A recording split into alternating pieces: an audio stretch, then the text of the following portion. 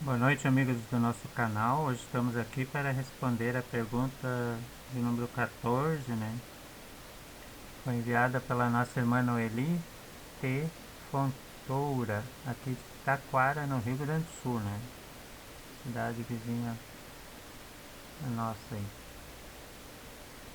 A dúvida dela é o seguinte: o dilúvio realmente existiu como o autor narrou em Gênesis capítulo 7, ou essa inundação foi apenas naquele local onde morava Noé?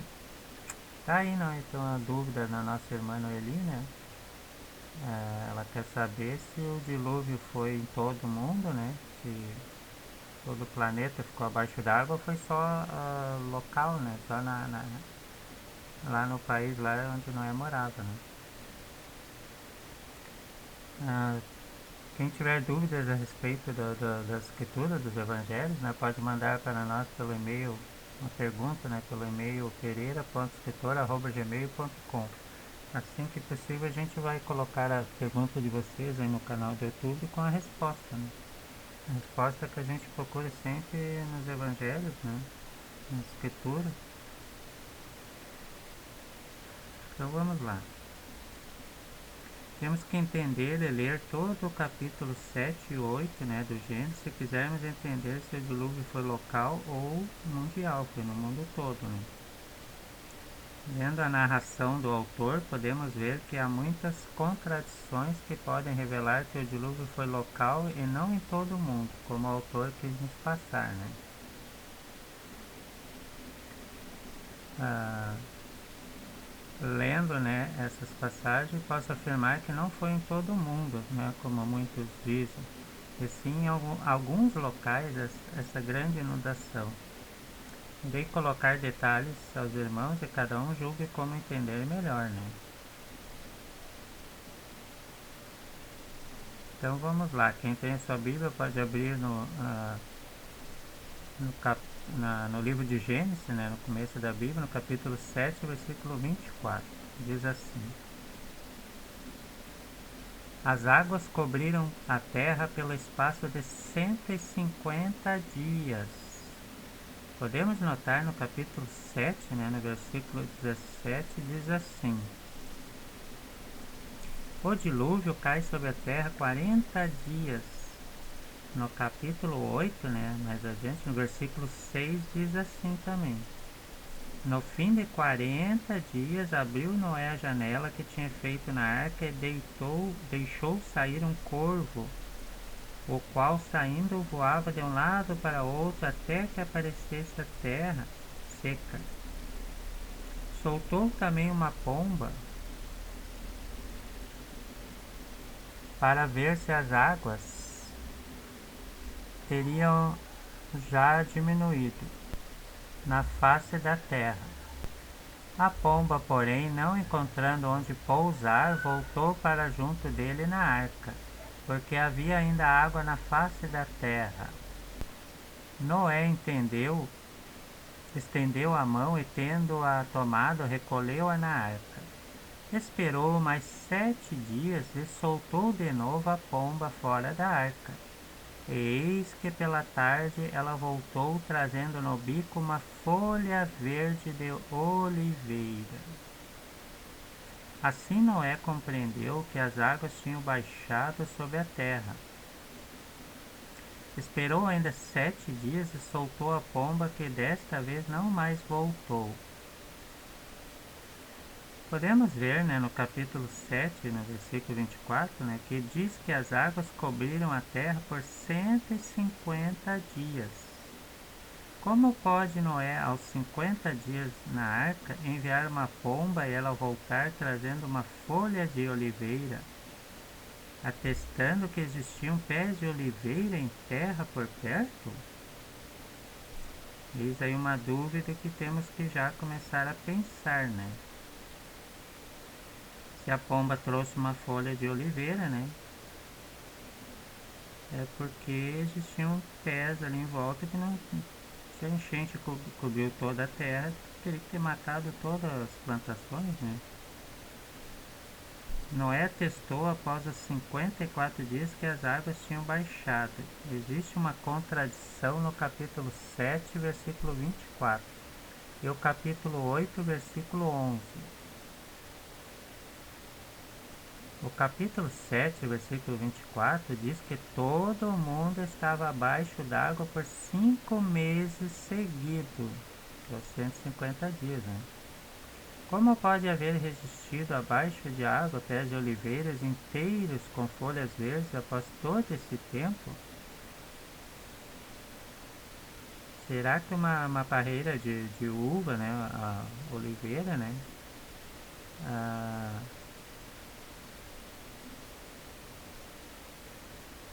pode, será que uma parreira de uva, um pé de oliveira, né, um pé de azeite pode, será que alguns pés, né, de frutas podem resistir por 5 meses abaixo d'água? No caso ali da oliveira é o pé de olivas, né? Que se faz o azeite de oliva, né? Não é a confusão minha ali, foi com a videira, que é os pés de os parreirais de uva, né? A videira e a oliveira é o que faz o azeite, né? Eu troquei ali. Mas será que 5 meses abaixo d'água esses pés não teriam morrido, essas plantas, essas árvores, né? Eu acho que teriam morrido tudo, né? Como é que a pomba trouxe essa folha de oliveira? Então já tem aí uma contradição, já tem uma pista aí para nós, né? Que Noé ficou vagando, né? Com seu barquinho lá, sua arca lá, até achar a terra seca onde a água não alcançou, lugares mais altos, né? Já tem uma pista que a inundação foi nos lugares mais baixos, onde eles moravam, os lugares abaixo do nível do mar, e ele atracou, né, com o barco dele nos lugares mais altos, onde as plantações não foram tocadas, né, continuaram intactas. Outra contradição também existe no capítulo 8, versículos 18 e 19, que diz assim: Noé saiu com seus filhos, sua mulher e as mulheres de seus filhos, todos os animais selvagens, todos os répteis, todas as aves, todos os seres da arca, segundo suas espécies. E Noé levantou um altar ao Senhor, tomou de todos os animais puros e de todas as aves puras e ofereceu-os em holocausto ao Senhor sobre o altar.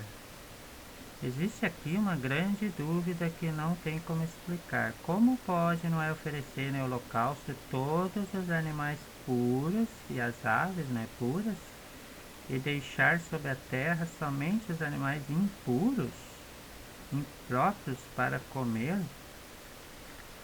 Como Moisés, mais adiante, né, proíbe o povo de comer animais impuros, criou a lei, né, para proibir os homens de comer animais impuros. Se toda a terra, todos os animais foram mortos na inundação, né?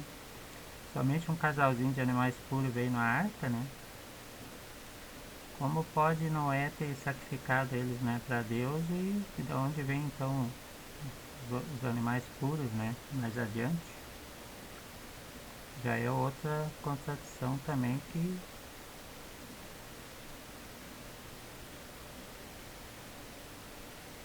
em Gênesis capítulo 7, versículo 20, 21 e 22 diz assim também: Todas as criaturas que se movem na terra foram exterminadas, aves, animais, domésticos, feras selvagens e tudo que se arrasta sobre a terra, e todos os homens, tudo que respira e tem um sopro de vida sobre a terra pereceu. Aqui que eu falei, né, que todos os animais puros morreram na inundação, né?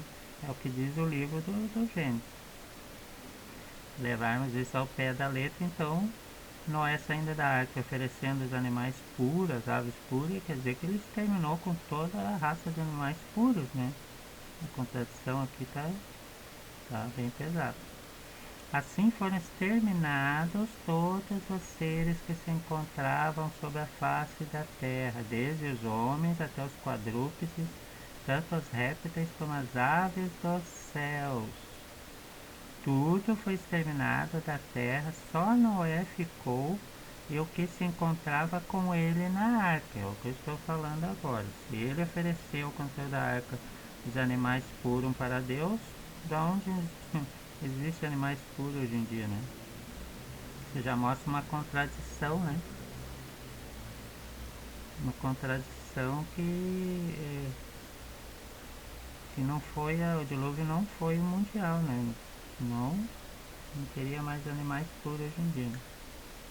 Foi local mesmo, né? Fica difícil saber como surgiu novamente, né, os animais puros, sendo que todos foram sacrificados para Deus sentir o cheiro de queimado. Deus salvou os pobres animais para depois matá-los? É complicado, né? Salvou um casal de cada espécie de animais puros para dar continuidade aos animais puros na terra, mas depois Noé queima os coitados ali, né? Sacrifica para Deus, achando que Deus tem narinas, né, para cheirar coisas queimadas, sendo ele espírito. Isso é tem uma contradição, mais de uma contradição grande, né? Deus vai salvar os animais para dar continuidade à espécie, não para queimá-los, né? E deixar ainda só os animais impuros, complicado. Sendo que o dilúvio, né, durou 150 dias, não teria tempo suficiente para que os animais, né, pudessem procriar novamente, pois a gestação seria em tempo muito curto. Bom, dessa forma podemos afirmar que o dilúvio foi local e em outras partes mais altas da Terra os animais continuavam vivendo normalmente, dando continuidade às suas espécies. O dilúvio aconteceu em locais mais baixos do nível do mar, e esses foram encobertos por água, e Noé e sua família conseguiram se salvar desse fenômeno obscuro da natureza. Não podemos generalizar e querer afirmar que o dilúvio aconteceu no mundo todo. Então, eu acho que isso aí já responde a pergunta da nossa irmã, né? Se o dilúvio foi em algum local isolado, né? Mais baixo lá, abaixo do nível do mar, algum país pequeno lá, né? Que a gente não sabe. Ou foi mundial, foi em toda a Terra, acabou com tudo.